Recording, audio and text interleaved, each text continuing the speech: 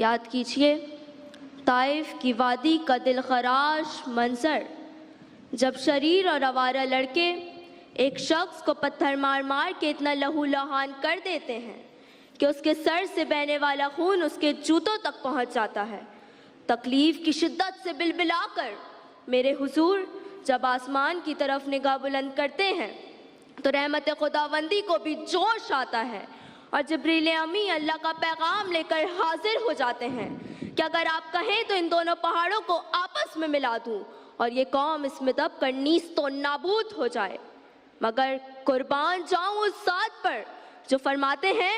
نہیں جبرائیل، ان کی قوم ضرور ہدایت پائے گی۔ وہ انور و اکرم،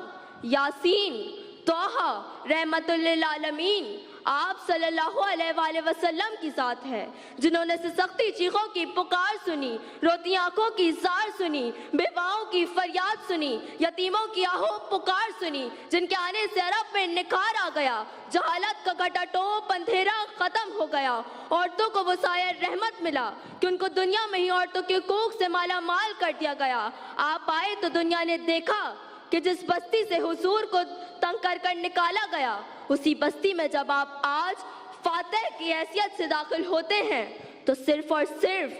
امن و سلامتی کا پیغام دیتے ہیں۔ جناب والا ذہنی اور فطری لحاظ سے سوچا جائے تو آپ صلی اللہ علیہ وآلہ وسلم نے اس معاشرے کو جس کو حیات انسانی کا شعور تک نہ تھا، اسے حقوق و لباد کا شعور عطا کیا۔ اجتماعی لحاظ سے دیکھا جائے تو ریاست مدینہ کا سبق پڑھا کر رحمت کے دروازے کھول دیے، اور بے شک جناب والا آپ صلی اللہ علیہ وآلہ وسلم کی حیات طیبہ ہمارے لیے کامیابی کی ایسی کنجی ہے جس کو پا کر ہم دنیا اور آخرت سنوار سکتے ہیں۔ وہ دانائے سبل ختم الرسل مولائے کل جس نے، وہ بار راہ کو بخشا فروغ وادی سینہ۔ نکاح عشق و مستی میں وہی اول وہی آخر،